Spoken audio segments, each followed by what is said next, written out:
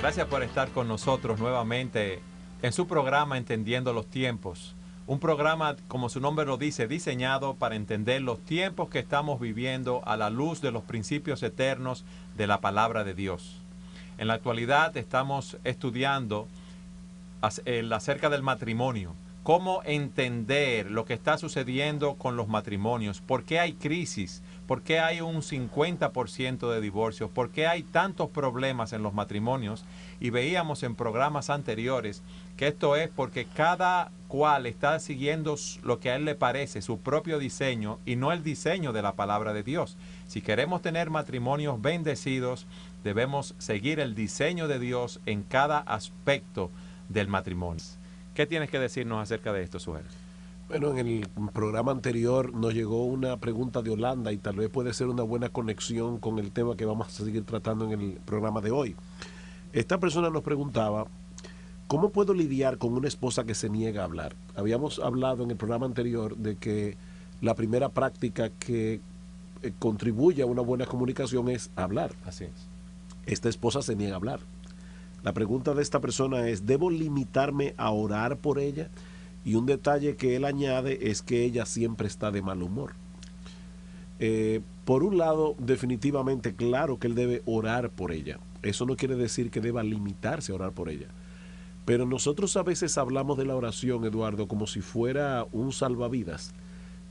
Cuando vamos en el avión o el paracaídas, cuando vamos en un avión y se nos dan las indicaciones de seguridad del avión, se nos dice que generalmente debajo del asiento del pasajero hay un paracaídas y cada cual piensa, yo espero no tener que usarlo. Un chaleco salvavidas. O un chaleco, exacto, un chaleco salvavidas, no un paracaídas. Yo espero no tener que usarlo, ¿verdad? La oración no es así. La oración es nuestra comunicación con Dios y antes de que yo le hable a mi esposa, yo debo hablarle a Dios acerca de ella. Así que cuando esta persona dice, debo limitarme a orar, yo le diría, sí, ora, pero no lo veas como una salida de emergencia. Es que yo tengo que orar por mi esposa, aunque yo no tenga este tipo de problemas. Los esposos deben orar mutuamente entre sí. Ahora, no es lo único que él debe hacer. Por ejemplo, quizás él deba preguntarse, a la luz de lo que vimos en el programa anterior, ¿hay algo que él ha hecho que esté contribuyendo o algo que él esté haciendo que esté contribuyendo a ese mal humor? Imagínate que este esposo va delante de la esposa y le dice algo como esto. Mi amor, mira, yo quiero lidiar con mi propia vida. Yo quiero ser el esposo que tú necesitas en tu vida. Yo quiero ser el esposo que Dios quiere que yo sea. Yo quiero que lo que hay amargo en nuestro matrimonio sea endulzado y bendecido por Dios. Exacto. Tú puedes ayudarme. Dime cuáles son las cosas en las que tú quieres que yo trabaje. Él está motivando la comunicación, pero no partiendo de la premisa de tú estás mal, yo estoy bien y yo vine aquí a amonestarte. Porque yo creo que si ya la comunicación no está buena, ese acercamiento a la esposa acusatorio no va a ayudar. Entonces yo creo que una de las primeras cosas que él puede hacer es decirle, mi amor, tú puedes ayudarme. Y que lo haga en serio. Yo no estoy aquí hablando de fingir que él quiere ayuda. No, el amor debe ser sin fingimiento. No es que él haga un teatro, es que seguro que él necesita ayuda. Como ella también lo necesita. Y si él tiende ese puente, probablemente, Eduardo, la va a motivar a hablar más que venir con un dedo acusador. Otra cosa, nosotros no sabemos si estas personas, los dos profesan ser cristianos, si son miembros de una iglesia, pero es probable que también tengan que buscar ayuda en la iglesia. Y una de las cosas que él también puede decir a la esposa, mira amor, a mí me gustaría que una persona ajena a nuestro matrimonio con sabiduría nos ayudara y pudiera mirarnos desde fuera. Y yo estoy dispuesto a que me llamen la atención, yo estoy dispuesto a que me muestren cuáles son aquellas cosas en las que yo debo cambiar. Es bueno siempre que le manifieste cuál es su motivación, la gloria de Dios y que él ama a su esposa y que quiere tener la bendición de Dios en su matrimonio.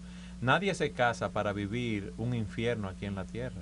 Uno quiere que su matrimonio funcione. Ahora, si queremos que funcione, debemos seguir los principios de la palabra de Dios. La Biblia dice que la blanda respuesta quita la ira. Si esta mujer está de mal humor, una de las cosas que él debería preguntarse es cuáles son las cosas que yo puedo decir a mi esposa que pudieran alegrarle el corazón. ¿Qué es lo que le está manteniendo a ella de mal humor. Eso es lo primero, Sugel, identificar las causas, lo que tú dices. ¿Por qué ella está así? ¿Soy yo que he contribuido a ese problema? ¿Hay algo en ella? ¿Hay algo en la familia? ¿Hay algo en la casa que la tiene así?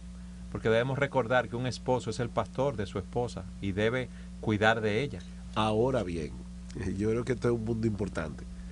Vamos a suponer que él hace todo eso y la esposa no cambia. Es una posibilidad. Él debe recordar el voto que él hizo delante de Dios. Él prometió amar a esa mujer hasta que la muerte los separe, en pobreza y abundancia, en salud y enfermedad, en las buenas y en las malas. Él debe cumplir con su voto matrimonial. Una de las cosas que nosotros dijimos en un programa anterior es que el matrimonio no es un negocio, el matrimonio es un pacto. En un negocio yo doy tanto esperando que me den tanto a cambio. Cuando yo hago un pacto, yo hago una promesa delante de Dios y delante de los hombres. Este esposo debe cumplir su promesa de amar a su esposa como Cristo amó a la iglesia, para la gloria de Dios, aunque ella no responda. Y es importante que eso quede establecido allí. Es bueno que esa persona sepa que tiene el compromiso de amar incondicionalmente a su esposa, no importa cómo ella esté, no importa cómo ella le haga, lo que ella le haga. Tenía un amigo que le decía a su esposa, cuando ella le hacía algo, ella estaba disgustada: yo te voy a querer mucho aunque tú no me quieras. No importa lo que tú me hagas, yo te voy a querer mucho. Entonces, ahí él debe hacer lo que Dios dice en su palabra, debe orar al Señor y debe esperar en Dios. Pero esperar en Dios orando, Sugel, pero al mismo tiempo actuando, mostrando ese amor a su esposa. Escucha lo que dice Pablo a los Corintios, una iglesia que le dio mucha agua de beber al apóstol Pablo. Dice: yo con el mayor placer, me llama la atención esa frase, el mayor placer, gastaré lo mío, y aún yo mismo me gastaré del todo por amor de vuestras almas, aunque amándoos más, sea amado menos. Claro, esto está hablando de un pastor hacia su iglesia, pero yo puedo comparar esto con un matrimonio. Sí. O sea, yo debo estar dispuesto a amar más a mi esposa, aunque amándola más, yo sea amado menos. O sea, hasta ese punto debe llegar el amor. ¿Y quién es el ejemplo máximo de esto? Nuestro Señor Jesucristo. O sea, Él nos ama y nos ama y nos ama y nos perdona y tiene paciencia, a pesar de que nosotros fallamos y pecamos y muchas veces hacemos lo que no debemos hacer. Sin embargo, el amor de Cristo es incondicional. Es una forma de comunicarnos sin palabras, mostrándole ese amor continuamente, sirviendo a su esposa. Y es muy interesante lo que tú decías, Sugel, acerca de buscar ayuda. En Filipenses, Pablo dice a un compañero de milicia: te ruego que ayudes a Evodia y a Sintique. Ellas combatieron conmigo en el Evangelio y tienen problemas. Y cuando dice que ayudes a estas, es que junten las manos de ambas, porque ellas tienen un problema y no se pueden poner de acuerdo.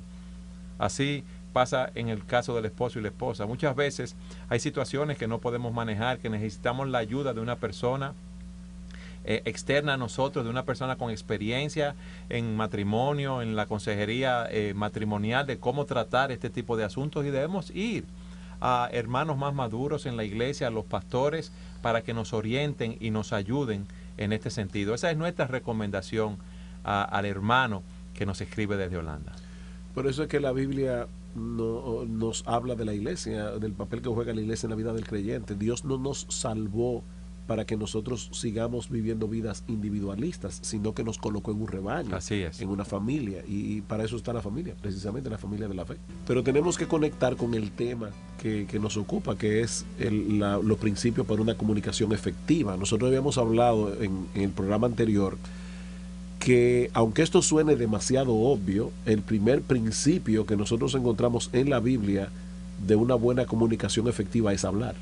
O sea, Pablo dice: desechando la mentira, hablad verdad cada uno con su prójimo. Pero el segundo principio es hablar verdad.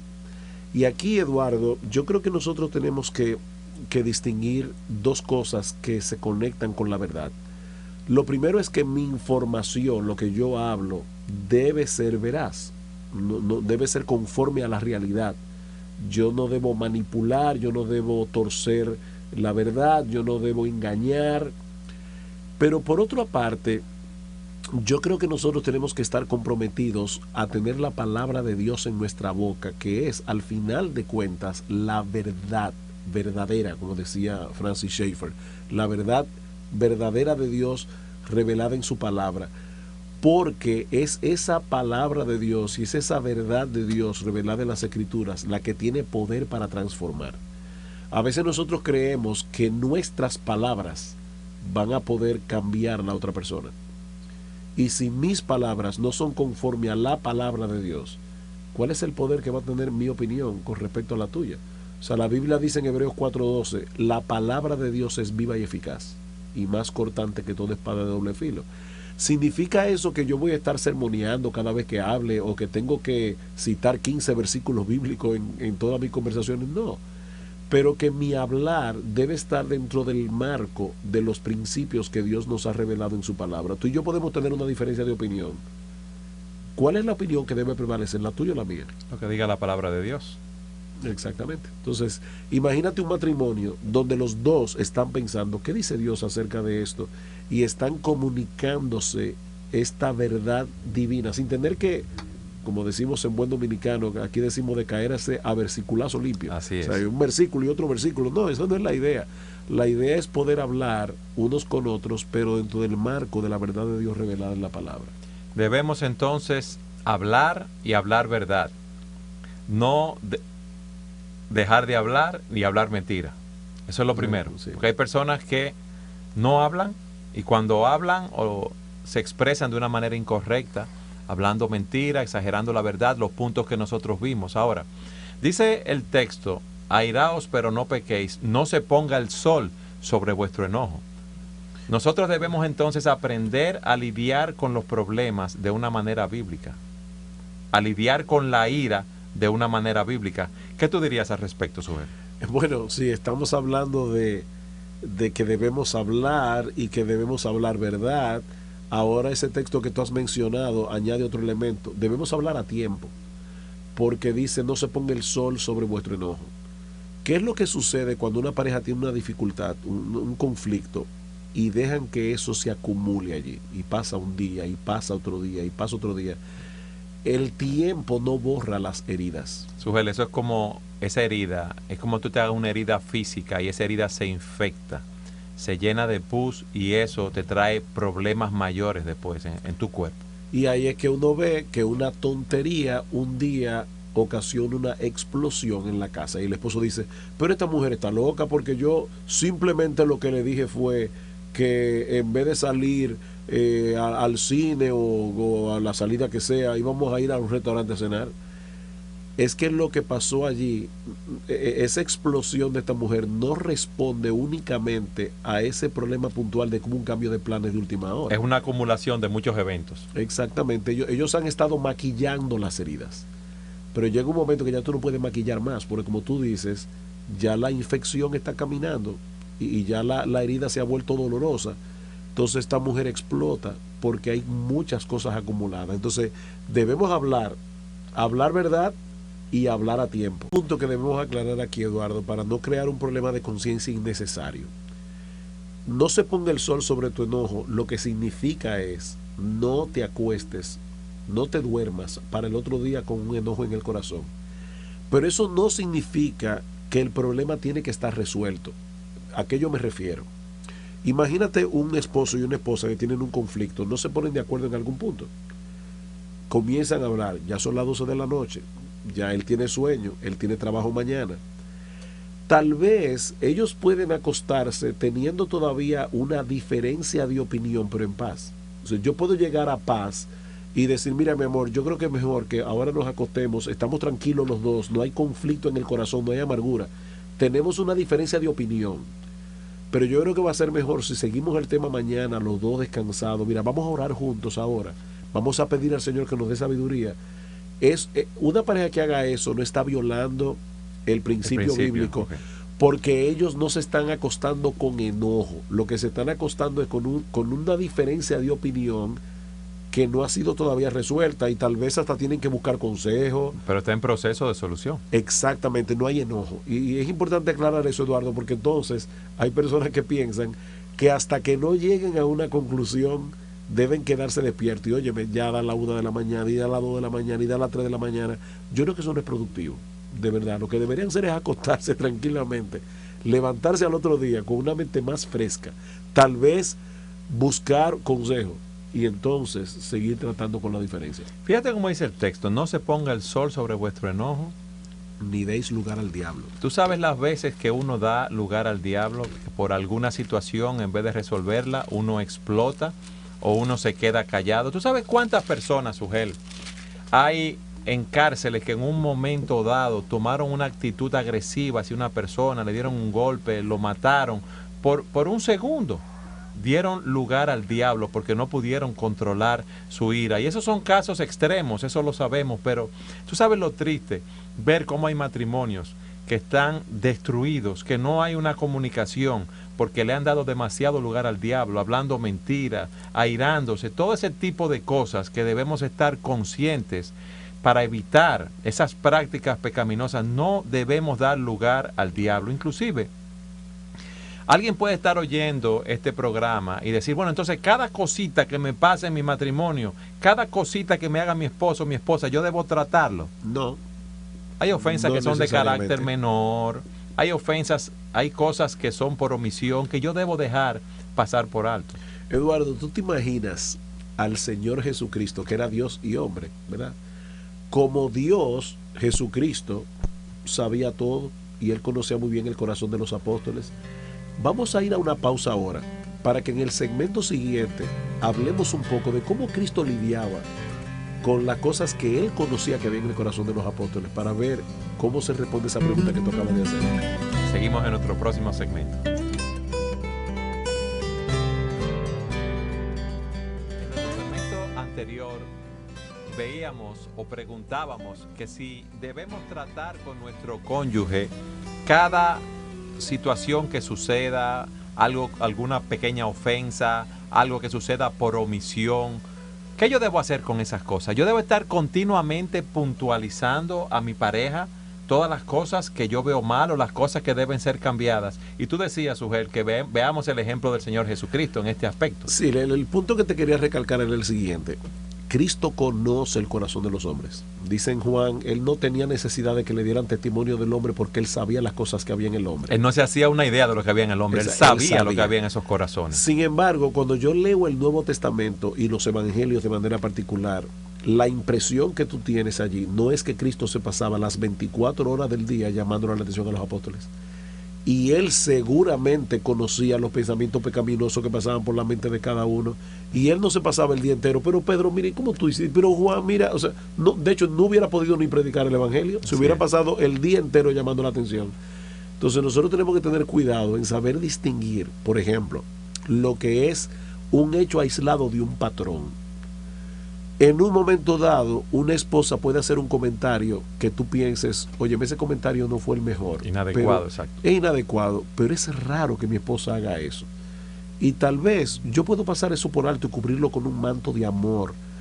Yo no tengo necesariamente que tratar cada defecto que yo veo en la vida de ella, como ella no tiene que estar tratando cada defecto que hay en la vida mía. Yo recuerdo en un libro llamado La esposa excelente, creo, de Linda Dillon, donde ella dice en el prólogo, me llamó mucho la atención, que ella decía, le dedico este libro a mi esposo, de quien yo fungí como su Espíritu Santo por mucho tiempo. O sea, a veces nosotros corrigiéndolo continuamente queremos ser el Espíritu Santo de la otra persona y tampoco Dios nos llama a eso. Ahora, si hay algo que te está molestando y que tú estás viendo que se está convirtiendo en un patrón, ese es el tipo de cosas que yo no debo dejar así. Yo debo hablar. Y debo hablar en amor, debo hablar buscando el bien del otro, porque no es simplemente que quitándome una molestia de encima, es que yo quiero ser un instrumento en las manos de Dios para la santificación de mi cónyuge, porque eso es lo que Cristo hace con su esposa. Maridos, amad a vuestras mujeres como Cristo amó a la iglesia, Efesios 5:25, y se entregó a sí mismo por ella, ¿para qué? Para santificarla. Eso es lo que yo quiero que Dios haga conmigo, que me use como un instrumento para yo santificar a mi esposa. O sea que no debemos buscar la paz a cualquier precio. No, de ninguna manera. Debemos confrontar al otro cuando vemos que algo está mal y debemos hacerlo en amor. Debemos Sí. entonces, Sugel, hablar verdad, no Hablar a dejar tiempo. que se ponga el sol sobre nuestro enojo y debemos hablar palabras que edifiquen. ¿Tú querías decirme algo más? Sí, hace un rato tú mencionaste muchas veces esa parte del texto en Efesios de no dar lugar al diablo y pensé preguntarte, por amor a las personas que nos están viendo y escuchando, ¿tú puedes explicar mejor qué es eso de darle lugar al diablo? Sí. Porque yo creo que es una expresión que se puede usar muy frecuentemente en el pueblo evangélico y estamos asumiendo que todo el mundo entiende qué significa darle lugar al diablo. Yo lo definiría como cuando doy lugar a mis propias pasiones, a mis deseos y doy una respuesta a la situación que no es conforme a la palabra de Dios. Entonces estoy dejando que esos patrones pecaminosos, esos patrones que son dominados por el maligno, vengan a regir mi vida. Entonces todo patrón que no sea conforme a lo que Dios me dice en su palabra, toda respuesta no bíblica es darle lugar al diablo. Y la razón por la que Pablo introduce al diablo aquí, que es una persona, no es un principio de mal, es una persona maligna que tiene un plan, es que nosotros, al dejarnos dominar por el pecado o al dejar que el sol se ponga sobre el enojo, le estamos dando ocasión a Satanás para que nos ataque más eficazmente. Sugel, tú sabes que yo ahorita hice mención a las cárceles. Si tú vas a una cárcel o ves una entrevista que le hacen a uno de esos presidiarios, están condenados a cadena. Tan serio como eso es. Es importante saber, Sugel, que el que ama confronta al otro con su pecado en amor. ¿Tú sabes lo que hace el que odia? Se queda callado. Entonces, debemos tener esto siempre presente. Si yo amo a mi esposa y hay una situación que debe ser tratada, vamos a confrontar en amor. Si yo me quedo callado y albergo resentimiento, castigo al otro con los látigos de la indiferencia, no estoy amando. Entonces debemos hablar verdad, hablar a tiempo, no dejar poner el sol sobre nuestro enojo. Y ahora tú decías de hablar palabras que edifiquen. Sí, dice el texto en Efesios 4:29, ninguna palabra corrompida salga de vuestra boca, sino la que sea buena para la necesaria edificación a fin de dar gracia a los oyentes. Vimos que la palabra corrompida es aquella que destroza al otro, que yo le digo al otro con el deseo de herirlo, de ofenderlo. Y ese patrón no debe existir. Eso es dar lugar al diablo. Ese patrón no debe existir en nuestro matrimonio, sino que debemos hablar para edificar, hablar con la motivación correcta. Y noten, porque hay una S de diferencia entre gracia y gracias. Así es. Ahí no dice dar gracias a los oyentes, eso es gratitud. Ahí dice dar gracia. O sea, en otras palabras, lo que Pablo está diciendo es, yo debo tratar de que mi comunicación sea un vehículo de gracia a través del cual Dios edifique a la otra persona. Así que la primera pregunta que yo debo hacerme no es ¿cómo yo puedo ganar esta discusión? Que es lo que mucha gente inconscientemente, porque yo no creo que las personas en una manera consciente dicen yo quiero ganar la discusión, pero es lo que muchas veces nos domina. Yo quiero que al final de cuentas la última palabra sea la mía. No, la pregunta que yo debo hacerme es ¿cómo yo puedo convertir mis palabras en un vehículo para que la gracia de Dios opere a través de mí hacia la otra persona? ¿Cómo yo glorifico a Dios con mi comunicación? ¿Estoy yo hablando con la motivación adecuada? Debemos preguntarnos, ¿cómo son mis palabras? ¿Golpe de espada? ¿O yo soy una persona que sano cuando hablo? Dice la Escritura, los labios del justo apacientan a muchos. Amigo oyente, amigo que nos estás viendo, pregúntate, ¿cuál es tu motivación para hablar? ¿Tú eres conocido o conocida como una persona que destruye al otro con su hablar, que siempre está ofendiendo, que siempre está en conflicto? Dice la Escritura, la blanda respuesta quita la ira, mas la palabra áspera hace subir el furor. Tú sabes que, Eduardo, ahora que entonces ese comentario, y ahora yo quiero decirle algo a la persona que nos está viendo, que nos está escuchando. Tú quieres hacer un examen verdaderamente objetivo de ti. Pregúntale a tu esposa, pregúntale a tus hijos, no tengas temor, ve y dile, ¿cómo son mis palabras? Cuando yo hablo, ¿tiendo a edificarte o tiendo a herirte, tiendo a molestarte? Porque uno no es objetivo cuando se evalúa a sí mismo. Y fíjate a lo que tú dices, pregúntale a tu esposa, a tus hijos, pregúntale a la persona de tu círculo íntimo, aquellos que te conocen bien. Y pídele, por favor, sé sincero, yo no me voy a molestar. Ahora, prepárate para escuchar quizás algo que tú no quieras oír. Delante de ellos quizás tú te pones una máscara, como veíamos en el programa pasado, o crees que te estás poniendo una máscara, pero ellos te conocen bien también. Claro. Y saben lo que hay allí. Ahora, otra vez, Pablo insiste que hable, porque dice, no, ninguna palabra corrompida salga de vuestra boca, sino la que sea buena. En otras palabras, él está esperando que salgan palabras de tu boca. El silencio no es la opción. De hecho, hay un salmo donde David dice, yo decidí callarme, el problema es que me callé hasta con respecto a lo bueno y me di cuenta que había cometido un error. En 1 Corintios 13, donde se describen las acciones del amor, todo el tiempo Pablo dice, el amor hace esto, el amor hace esto, el amor no hace aquello. ¿Qué quiere decir eso? Que el amor es activo. Yo puedo vivir con un maniquí y el maniquí nunca me va a ofender. Así es. El maniquí nunca me va a herir. El maniquí nunca me va a mentir, ni tampoco va a hacer nada bueno por mí. Entonces la solución es, pues mira, yo de ahora en adelante, para no seguir hablando palabras corrompidas, voy a hablar menos. No, tal vez lo mejor que puedas hacer es llenarte más de la palabra de Cristo, para que lo que rebose de tu corazón sea la palabra de Dios, porque la Biblia dice, de la abundancia del corazón habla la boca. Tú sabes que nosotros, la persona a Cristo o a nosotros mismos. Porque otro de los problemas de la mala comunicación es ese tipo de persona que solamente habla de sí misma. A mí me llama mucho la atención el pasaje de Juan, del Evangelio de Juan, cuando los fariseos le envían una comisión a Juan el Bautista y le preguntan, ¿tú quién eres? ¿Tú sabes la cantidad de cosas que Juan el Bautista podía decir acerca de sí mismo? Bueno, mira, yo soy hijo de un matrimonio de personas mayores, mi mamá era estéril, mi papá tuvo una visión en el templo, mi nombre me lo puso un ángel, yo he vivido 30 años en el desierto comiendo langosta y miel silvestre. O sea, Juan tenía cosas que decir acerca de sí mismo. Sin embargo, ¿cuál fue su respuesta?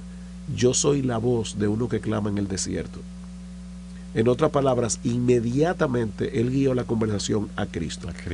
Si yo quiero edificar a los demás, Cristo debe ser mi tema dominante. Y lamentablemente, Eduardo, y yo no hablo por otros, hablo por mí.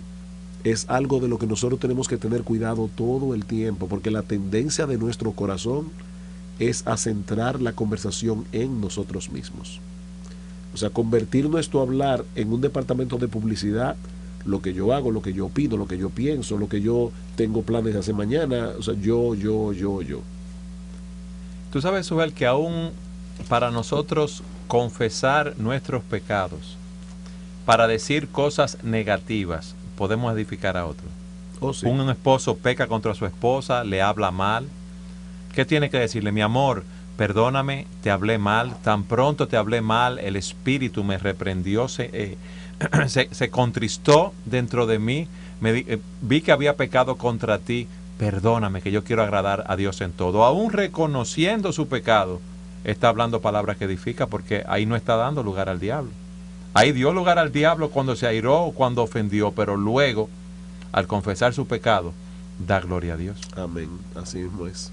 Entonces nosotros debemos, hasta en ese sentido, ser un testimonio para nuestros cónyuges. Es muy interesante también, Sujel, que hay un aspecto de la comunicación que las personas no toman mucho en cuenta, y es tener un oído atento. Nosotros somos muy buenos hablando, diciendo lo que nos viene a la mente, pero somos muy malos escuchando. Así y es importante saber que para que haya una buena comunicación debe haber un emisor, pero debe haber un receptor, debe haber un oído atento a lo que se está diciendo. Fíjate lo que dice. Van donde él, no conocen la causa de Job, y ¿qué dicen? Tú estás así porque tú pecaste. El que responde antes de oír cosecha necedad y vergüenza. Y nosotros muchas veces hemos respondido antes de oír. Pero también hay otra cosa que debemos aprender. Cuando el otro esté hablando, no debo interrumpirlo, pero también debo darle mi completa atención. Qué desagradable es, Sujel, que tú estás hablando con una persona, con tu esposo, con tu esposa, con un compañero de trabajo, con un amigo en la universidad, y tú le estás hablando y él está chateando en el Bibi, o está con la computadora en internet, o tú le estás hablando y está viendo la televisión y te dice, no, pero habla que yo te estoy escuchando, no importa. No, debemos dar nuestra más completa atención. Debemos ser prontos para oír. Debemos dejar lo que estamos haciendo para oír al otro, porque si no le estamos enviando un mensaje negativo. Dime lo que tú me vas a decir, que yo estoy viendo esto y esto es más importante, o es más importante este mensaje que estoy recibiendo en el Vivi en este momento, y no debe ser. También que debemos decir a las personas que nos están escuchando es que no se sientan presionados a tener que responder todo rápidamente. O sea, tú debes tener un oído atento, pero también tú puedes orar. Señor, ayúdame a entender lo que la persona me está diciendo. ¿Tú recuerdas cuando el rey le preguntó a Nehemías por qué estaba triste en su corazón? Dice en Nehemías capítulo 1, hablando el mismo Nehemías, entonces yo oré a Dios y dije al rey. O sea, en ese momento es evidente que Nehemías no se pudo retirar a orar, pero como una flecha hacia el cielo clamando por ayuda, Nehemías dijo, Señor, ayúdame para responder palabras correctas. Dice en Proverbios 15:28, el corazón del justo medita antes de responder. Y en Santiago 1:19 dice que debemos ser prontos para oír y tardos para hablar. Lamentablemente, en la mayoría de los casos, somos prontos para hablar y muy tardos para oír. Tú sabes que muchas veces uno oye el programa, oye los principios que estamos diciendo de la palabra de Dios, lo que es tener un oído atento, que de no interrumpir a la otra persona, de darle mi completa atención, pero muchas veces yo estoy ahí y aparentemente le estoy dando mi completa atención y mi mente está viajando por otro sitio, o sea que no estoy concentrado en lo que la otra persona me está diciendo. Eso pasa mucho en las conversaciones telefónicas, cuando la persona está hablando desde la oficina frente a un computador, porque la otra persona que está del otro lado de la línea no sabe qué es lo que yo estoy haciendo, y es probable que yo esté con el auricular del teléfono aquí, pero mis ojos están pegados en el iPad o en la pantalla de la computadora. Yo no estoy prestando total atención. Yo me he sentido a veces convicto de pecado cuando eso ha pasado, porque yo he pensado lo siguiente: cuando yo le oro a Dios, sus oídos están atentos a mí, y Dios me escucha cuando yo oro como si no hubiera ningún ser humano más en el planeta. Dios me pone toda su atención. Y nosotros debemos imitar a nuestro Padre Celestial. Pero vamos a continuar hablando de las prácticas que construyen la buena comunicación, específicamente de cómo tener un oído atento, pero vamos a hacerlo en el próximo segmento, en el cual debemos crecer como oidores, si podemos decirlo así, y es asegurarnos que entendemos lo que la otra persona nos está diciendo. A medida, aún en el caso del Señor Jesucristo, que era el comunicador perfecto, las personas lo oían y no entendían lo que el Señor le estaba diciendo. Él decía, destruiste este templo y en 3 días lo reedificaré. Y dice que ellos no entendieron que se trataba de su cuerpo. Guardaos de la levadura de los fariseos. ¿Y que ellos pensaban? Él dice eso porque no trajimos pan. Entonces, debemos entender lo que la otra persona nos dice. Y por eso es bueno, en la medida de lo posible, en nuestra comunicación con otras personas, para asegurarnos de que entendemos lo que el otro nos está diciendo, les repitamos aquellos aspectos importantes de lo que él nos ha dicho, haciendo una breve recapitulación. O sea, lo que, como ejemplo, la esposa le dice algo a usted, entonces usted le dice, mi amor, tú lo que quieres entonces es que yo haga esto así, de tal o cual manera. Sí, mi amor, eso es, ok. Si hay algo que uno no entienda, es bueno pedirle a la otra persona, por favor, repíteme lo que tú me dijiste para yo estar claro de que lo entendí. Y siempre hay un aspecto muy importante, y es hacer una buena construcción de lo que nosotros oímos. Tú sabes que mi esposa me puede estar explicando de algo que sucedió, que yo no estoy muy claro. Dice la Escritura, el amor no piensa lo malo. Lo que esa persona me está diciendo, si yo no tengo evidencia en contrario, yo debo aceptarlo como bueno y válido. Nosotros siempre, Sugel, vivimos conjeturando, diciendo, tú me dices esto por esto, tú me dices esto por lo otro. Siempre estamos haciendo conjetura. No debemos pensar que lo que el otro me dice tiene un doble sentido. No, una persona es inocente hasta que se demuestre que es culpable. Y la persona que habla puede también contribuir a que el otro sea un buen oidor, haciéndole una simple pregunta. Fulano, yo me di a entender Que de paso, generalmente las personas me preguntan, ¿entendiste? Yo creo que esa no es quizás la mejor pregunta, porque si no se entendió, entonces le está poniendo la carga al otro de que tal vez fue que el otro no entendió. Pero cuando yo me pregunto, yo me di a entender, yo estoy señalándome con el dedo a mí mismo, porque tal vez yo no me di a entender. En otras palabras, tal vez yo no me expliqué de la mejor manera posible. Cuando yo le pregunto a alguien, fulano, yo me di a entender, alguien puede decirme, mira, la verdad es que no te estoy entendiendo del todo. O sea, yo no entiendo para dónde que tú vas. Ah, pues mira, déjame tratar de explicártelo de otra manera, con otras palabras. O tú me puedes explicar en tus propias palabras qué es lo que tú entiendes que yo estoy pidiendo de ti.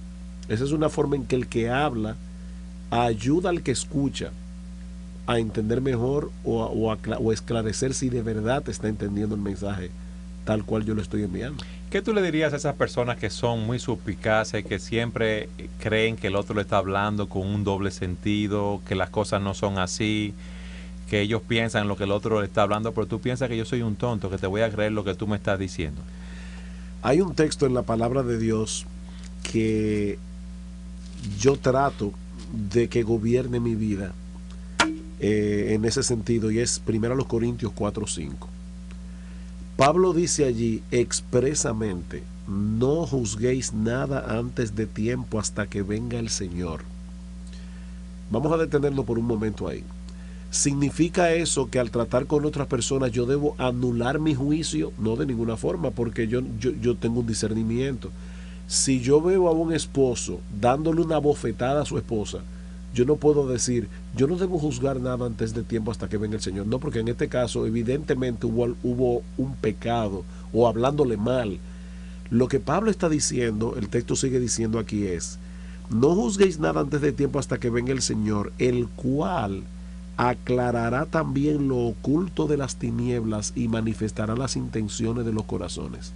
Entonces lo que yo no debo juzgar es precisamente eso, la intención del corazón. ¿Por qué tú me estás diciendo lo que me estás diciendo si no hay nada ofensivo ahí? Exacto, o sea, yo no puedo asumir que yo puedo ver lo que hay en tu corazón y la intención mala que tú tienes, de tal manera que tú me estás diciendo que es blanco, pero en realidad me quiere decir que es negro. O sea, yo no puedo ver tu corazón. Cuando yo recuerdo que yo no soy Dios y que solo es en la segunda venida de Cristo que se van a aclarar las intenciones de los corazones, eso me frena de estar haciendo ese tipo de juicio.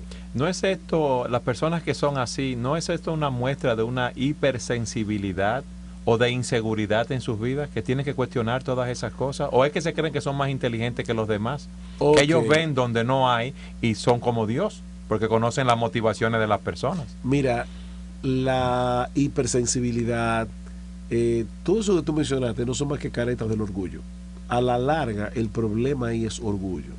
O sea, yo puedo saber, yo tengo tanto discernimiento, como dicen algunas personas, mira, yo conozco al cojo sentado y al ciego durmiendo. O sea, hay personas, y aquí debo aclarar algo, a veces es verdad que son personas que tienen mucho discernimiento. Es verdad que lo tienen. Pero eso se convierte en una debilidad. Pero eso se convierte en una debilidad si ellos confían tanto en su discernimiento que violan este principio de las Escrituras. Entonces, si hay una esposa que nos está escuchando, que está mirando nuestro programa y su esposo le lleva unas flores o unos chocolates, no piense que fue porque él hizo algo malo. Piense lo que es porque él le ama, por lo que él está diciendo, mi amor, me acordé de ti y hoy te compré estas flores, te compré este chocolate o te voy a llevar a cenar porque te quiero. No esté con suspicacia. O pensando que tal vez él está buscando otra cosa, que no es simplemente dar una muestra de cariño. Es así. Tú sabes que también nosotros debemos tener un oído atento, Sugel, cuando vienen a reprendernos, cuando nuestro cónyuge viene a decirnos, a puntualizarnos algo que hemos hecho mal o que hemos pecado. A nosotros no nos gusta ser reprendidos y ahí es que entonces nosotros cerramos nuestros oídos. Ahí viene ya esta mujer a decirme esto, a decirme lo otro, a sacarme en cara lo que yo hizo mal. Pero yo debo hasta ahí hacer una buena construcción y decir, lo hace por amor a mí. Fíjate lo que dice en Proverbios 25:12, como zarcillo de oro y joyel de oro fino, es el que reprende al sabio que tiene un oído dócil. O sea, no solamente es sabio el que reprende con palabra de sabiduría, sino también el que tiene un oído dócil para escuchar esa palabra de sabiduría. Entonces, es como tú dices, yo debo tener un oído dócil, sobre todo cuando me reprenden. A mí no me agrada que me reprendan. A ninguno nos agrada, porque cuando te están diciendo, mira, tú hiciste esto, esto, lo otro mal, uno no está contento porque lo están reprendiendo, uno se siente mal. Y que el otro venga a decirle a uno lo que uno hizo mal, pero es una misericordia de Dios. Dice el salmista, que el justo me castigue será un favor. Es así. Y por último, para tener un oído atento, ese oído debe ser una caja fuerte, sujeto. Tú sabes que hay dos tipos de cajas. Hay cajas de resonancia, yo puedo dar un golpe sobre la mesa y el golpe se reproduce. Pero hay lo que es una caja de seguridad, que lo que tú dices se queda ahí adentro y no sale. Y tú sabes que muchas veces nosotros tenemos la tendencia de cuando sabemos algo de una persona, de nuestra esposa, o que estamos viviendo una situación, oímos algo, tendemos a hablar de más. Somos caja de resonancia y no debemos ser así. Dice la palabra en Proverbios 11:13, el que anda en chismes descubre el secreto, mas el de oído fiel lo guarda todo. Y dice en 20:19 Proverbios, el que anda en chismes descubre el secreto, no te entremetas pues con el suelto de lengua. O sea que no debemos ser sueltos de lengua y no debemos entremeternos con el suelto de lengua. Dice la Escritura que las malas conversaciones corrompen las buenas costumbres. Lo que pasa, Eduardo, es que también dice la Biblia que el chisme es como un bocado dulce. O sea, cuando tú te dicen algo te quieren decir un secreto de alguien, te pica la curiosidad y tú quisieras escuchar. Pero es un bocado que cuando entra es dulce al paladar, pero va a ser amargo al vientre, porque estamos pecando. Tanto peca el que habla un chisme como el que lo escucha. Entonces, en ese sentido, nosotros tenemos que tener mucho cuidado, porque las iglesias, lamentablemente, la mayoría de las veces que una iglesia se divide, en gran medida es por causa de los chismosos que están dentro de la iglesia. Si nosotros queremos crecer en nuestras relaciones interpersonales, si queremos crecer en tener matrimonios estables, debemos ser buenos comunicadores en todas las áreas de nuestras vidas. En el matrimonio, con nuestros hijos, en el trabajo, en la universidad, en el colegio, en el vecindario. Debemos crecer como comunicadores y para ello debemos trabajar en el poder del Espíritu de Dios. Debemos despojarnos de las viejas prácticas del viejo hombre que está viciado conforme a sus deseos engañosos. Debemos despojarnos de la mentira, de la ira, de las palabras corrompidas y debemos vestirnos del nuevo hombre. Debemos hablar verdad, no debemos dejar poner el sol sobre nuestro enojo, debemos hablar palabras que edifiquen y debemos tener un oído atento. Si queremos entender los tiempos en los cuales estamos viviendo, si queremos entender el por qué la crisis que hay en nuestra sociedad, esta crisis no es más que una proyección de la crisis interna que hay en el hombre, porque quiere vivir conforme a sus pasiones y sus deseos y no conforme a los principios de la palabra de Dios. Por eso debemos entender los tiempos, debemos entender e interpretar los tiempos que estamos viviendo a la luz de los principios bíblicos. Gracias por estar con nosotros en su programa Entendiendo los Tiempos. Sujel, gracias por estar aquí con nosotros. Qué bueno que regresaste de tu viaje y regresaste bien. Que el Señor los bendiga.